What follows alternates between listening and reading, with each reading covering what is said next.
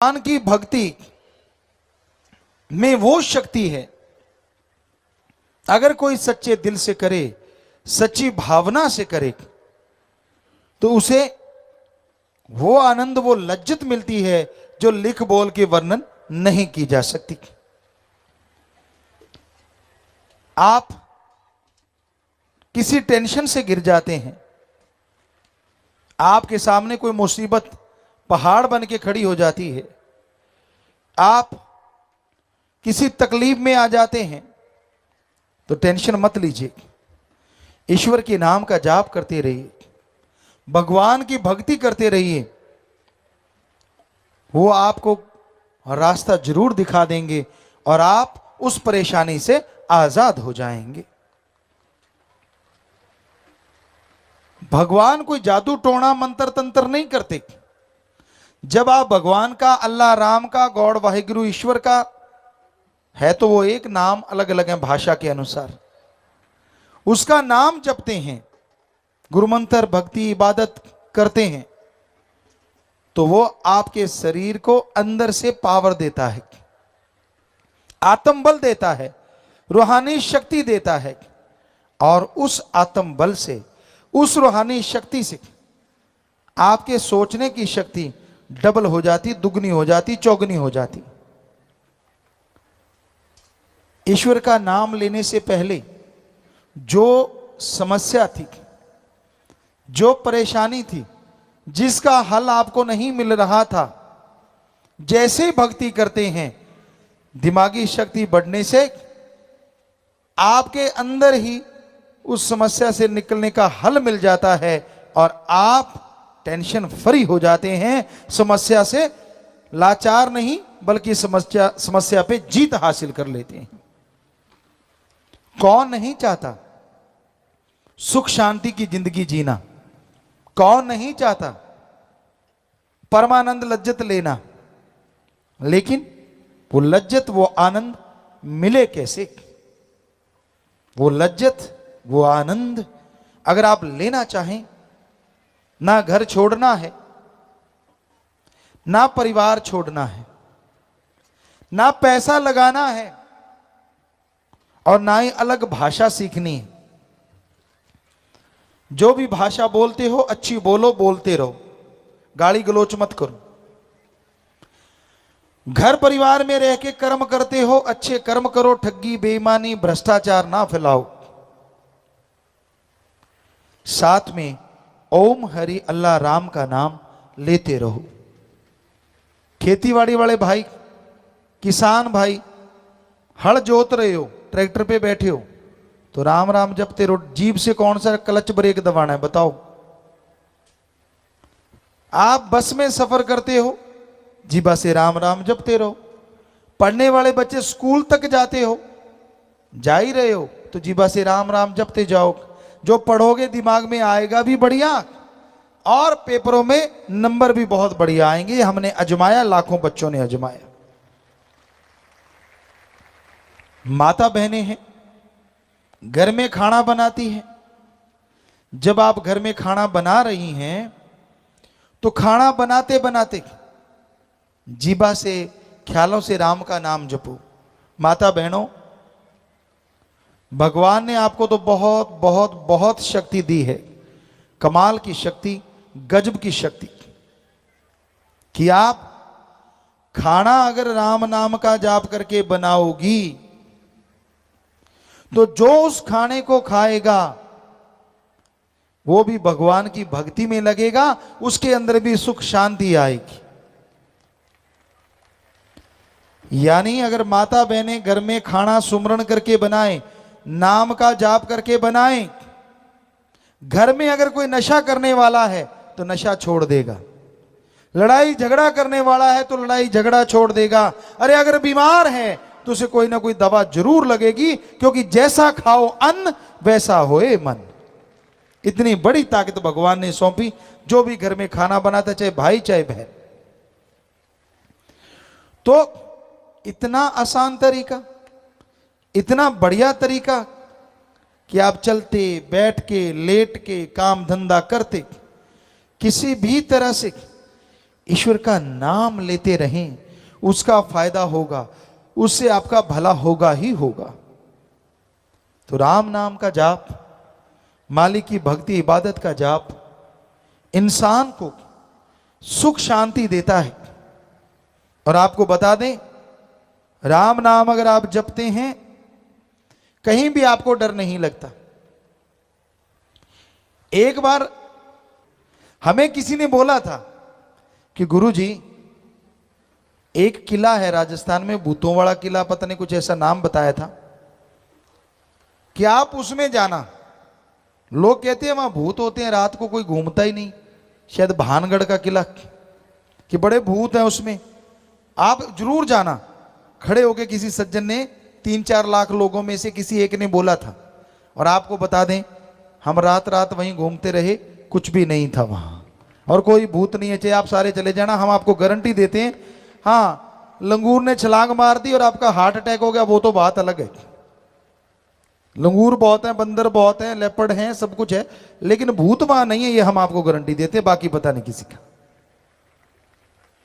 रात को ये हो जाता है जी, वहां तो भूत खा जाते हैं जी, ऐसा होता है जी। अरे कुछ भी नहीं है, ऐसे ही झूठ पे झूठ, झूठ पे झूठ, बातों पे बातें, कहानी पे कहानी। ये साइको होता है, साइको। बच्चों, आप पढ़े लिखे सब जानते हैं, जो जिनको समझ नहीं आ रहा, साइको मतलब दिमाग में बिठा लेना। अगर आपने बिठा लिया कि वहां भूत है और अकेले चले गए, क्योंकि वो लंबा चौड़ा है, सुनसान है थोड़ा, तो लंगूर ने मारी छलांग, पौधा हिला, वो पौधा नहीं, आपको भूत ही लगेगा डांस कर रहा है, हो गया काम। या तो बीमार पड़ जाओगे या हार्ट अटैक हो सकता है, और कोई चक्कर नहीं। रात को कई बार पैदल चला करते थे, आजकल तो मोटर गाड़ियां सब कुछ है सबके पास। पुराने टाइम में, हमारे टाइम में भी हमने देखा, पगडंडियां होती थी, टीलों के बीच में से होते जाते, तो कहीं कहीं सरकड़ा लगा होता, कहीं खेरड़ी होती, तो उस पे पक्षी बैठे होते हैं। अंधेरी रात, तो आप जाके वहां थोड़ी सी आवाज करते हैं पैरों की, तो पक्षी भी हिलते हैं, तड़ तड़ तड़ तड़ तड़ तड़, कई तो भाग लेते हैं। भी बड़ में भूत नाचे, भूत नहीं नाच रहे, वहां पक्षी बैठे थे। आप जब वहां आए तो उनको लगा भूत आ गया, और आपको लगा वो भूत बैठा है। तो इसलिए ऐसी चीजें तो होती हैं, कोई भूत प्रेत ओपरी पराई जिन चुड़ैल नहीं होता, ये हम आपको गारंटी देते हैं। इस धरती पे कोई भूत प्रेत ओपरी पराई जिन चुड़ैल नहीं। कहीं और भी नचता है तो हम वहां भी जाएंगे, बताओ कहां और भूत है, सब निकाल देंगे, फिक्र मत करो। कौन से निकाल देंगे? भ्रम भूत, दूसरा तो होता ही नहीं, सिर्फ भ्रम भूत होता, वो भी निकाल देंगे भगवान की कृपा से। हमने लाखों करोड़ों के भूत निकाले हैं, भ्रम भूत। तो कहने का मतलब, और सोचो आप, भूत प्रेत ने आना ही है, तो गरीबों के अंदर क्यों आता है? अगर भूत ने आना है, उसको अकल नहीं क्या भूत को?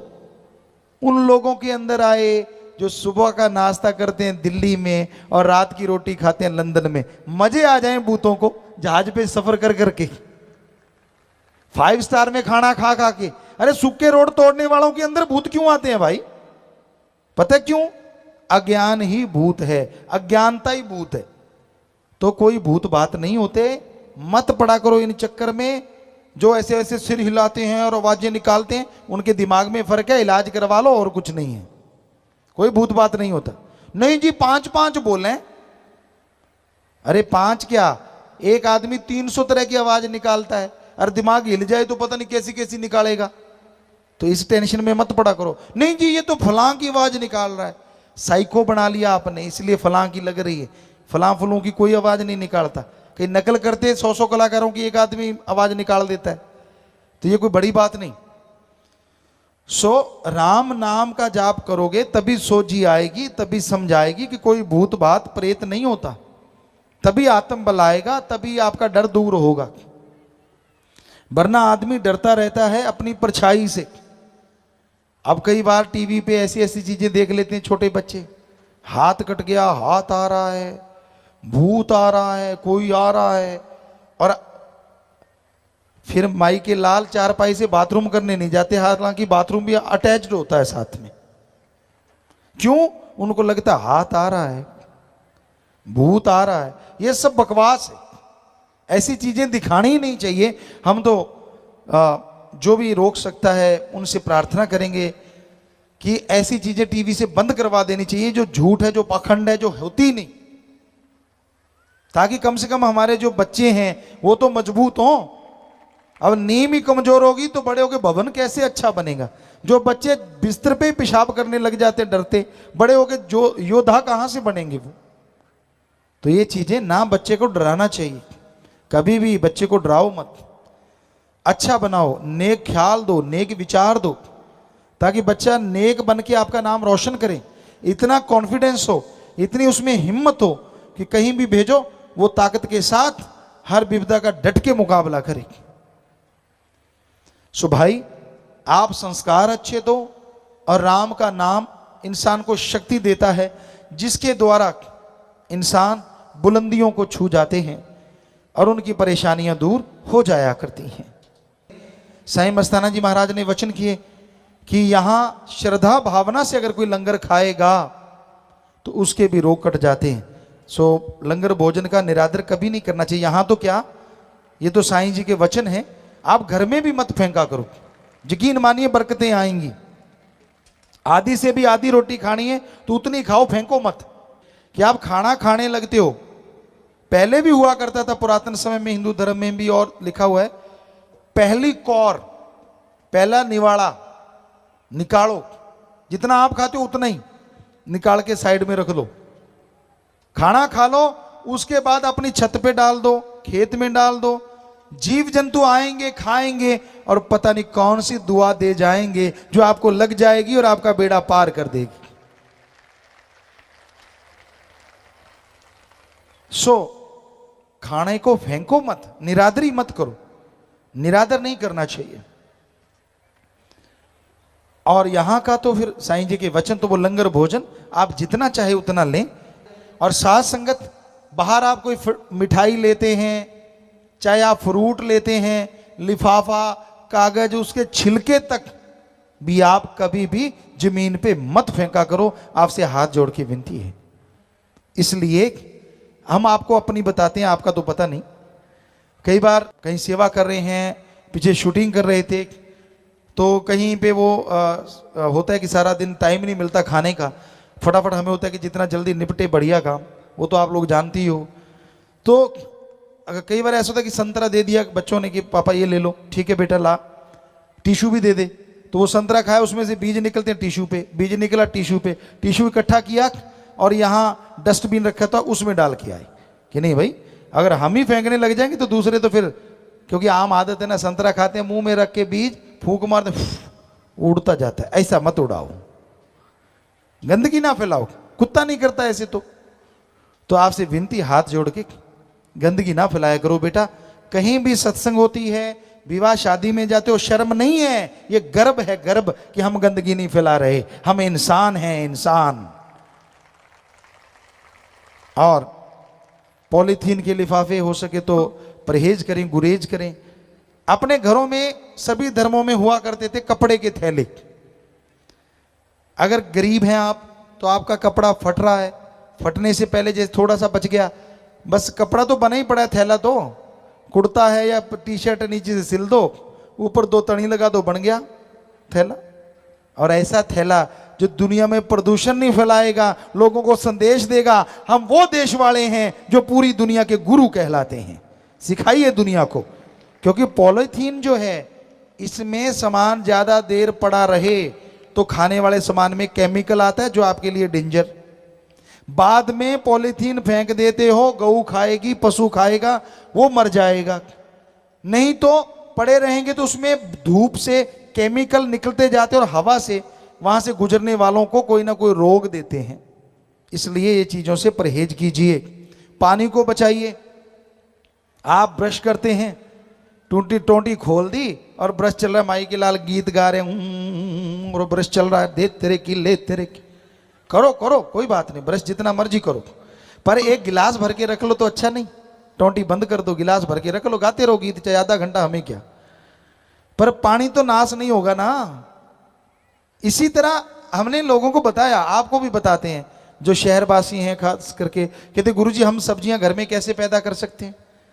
बड़ा ही आसान है, गमलों में लगा लो। नहीं तो पानी पीते हो ना बोतल, गरीब आदमी भी, कहीं से अच्छी मिट्टी भर लो, थोड़ा सा गोबर की खाद डाल दो और बोतल को ऊपर से काट दो, 2 धागे बांध लो, उसके अंदर एक बीज लगा दो, डेकोरेशन की डेकोरेशन और सब्जी की सब्जी, हो गया काम।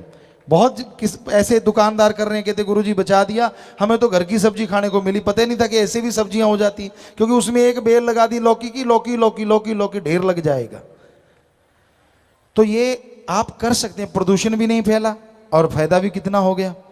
तो ये हमें जरूरी है आज के समाज में कि गंदगी उठाने हम जाते हैं तो गंदगी बिखेरे भी ना, ये पूरा ध्यान दिया करें, ये पूरा ख्याल रखा करें। जैसे डिस्पोजल के कप वगैरह आपको दिए जाते हैं तो उसको इकट्ठा कर लें, एक निशानी भी बन गई, फकीर की निगाह पड़ती है वो निशानी बन जाती, साथ ले जाइए। कहीं डेकोरेशन उसका कोई डेकोरेट कर लीजिए आप, उस पर कोई कागज का या फूल बना लें या छोटा सा गमला बना लें। राजस्थान में हमें सिखाया जाता था, हम जब पढ़ा करते थे कि कैसे कागज से फूल बनाने हैं, कैसे छोटे से गिलास को डेकोरेट करके उसको गमला बनाया जा सकता है। तो आप कुछ भी कर सकते हैं, उस पर ऊपर पेंट कर सकते हैं और उसको संभाल के रख लें, गंदगी भी नहीं बिखरी और घर की डेकोरेशन भी हो गई, फ्री की फ्री, पैसा लगा ही नहीं।